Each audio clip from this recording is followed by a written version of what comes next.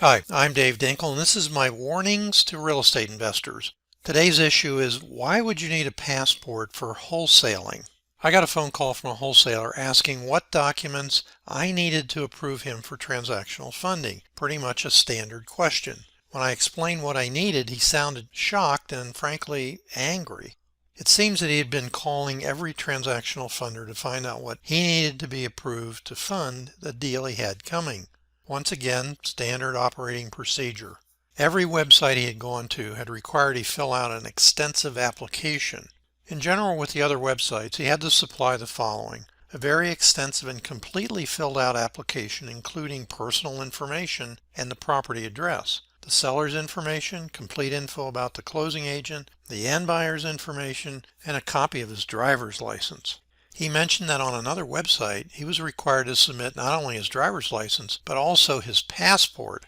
The investor then asked me why he had to provide this other transactional funder with his passport. Frankly, this transactional funder must be new in the business and doesn't understand his liability or how to protect his money. However, there may have been a more devious reason for this request. If a scammer has access to your social security number, driver's license, and passport, he or she can get a credit card or mortgage in your name or even file a bogus income tax return. For example, 2 days ago, the IRS through the media announced they had captured 2 sisters who had filed bogus tax returns. They had opened 2 offices where they processed people's income tax returns. Ultimately, they had filed 16,000 bogus income tax returns and taken in more than $25 million before the IRS actually closed them down. All they needed was the personal information, including home address, tax ID number, or social security number of the individual, and away they went. Here's what I need to approve you. First of all, the A to B and B to C closing must be on the same day with the same closing agent. That's standard in the industry. Anything that's not on the same day is called extended transactional funding, and very few or none, frankly, transactional funders that I know still do it. For me, number one thing is your A to B signed contract along with your B to C signed contract, and one more thing: the email address of the person you're working with at the closing agent. That's all we require. We will take it from there and do everything you need. So no longer do you have to fill out a giant lengthy form with all the information on it that you have to find and put together and give up personal information that's frankly nobody's business but your own. So we make it very simple. Now, how much should you be paying for transactional funding? This is pretty important because it's a cost of doing business and you may have to do it despite the fact you may not want to. The maximum you should pay is 1% of the amount the transactional funder sends in for you. This is known as the amount due from borrower or due from buyer on the A to B closing statement, and it should include all closing costs. There are some transactional funders who require that you pay the closing cost. Now, the closing costs are 1 or 1.5% of the actual purchase price, and there's no reason they can't send in the additional 1 or 1.5% as they send in the other 98.5 or 99%. Over $1 million, the fee is negotiable. A wire fee between $35 and $50, and you should never have to pay any additional fees even if the transactions don't close. So, in summary, if the transactional lender will only loan to an LLC, find another one who will loan to individuals, land trusts, or partnerships as we do.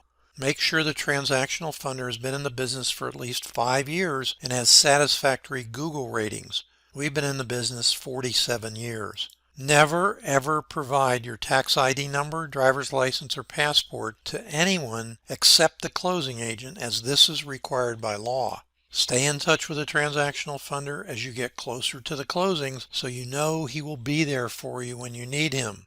Too often times I get emergency calls 2 or 3 days before the closing, and the investor B, the A to B and B to C, the investor B tells me his transactional funder suddenly called him and said he ran out of money or he's not going to close. So stay in touch because you have everything at risk, and the transactional funder, if he pulls out, doesn't risk anything. Now let's talk about one of the serious things that comes up. I mentioned that the property has to close on the same day with the same closing agent. But what do you do when a seller or end buyer says they only use their attorney to close? Here's the response. Mr. and Mrs. Seller, I spoke to my funding partner. He says he won't close with the attorney you want because of a past experience. Now, if the seller says, "What past experience?" you say, "He didn't tell me. He just told me he will not close with that closing agent. However, he said all you have to do is have your attorney shadow the transaction, and I am positive your attorney will be good for that." Say nothing. First to speak loses, but try sticking to this choice as your funding partner's requirement. I'm your funding partner. I'm the bad guy in the situation. Same exact language with your end buyer. The point is to make sure your seller or end buyer doesn't know what your spread is, and always choose your closing agent on your original contracts.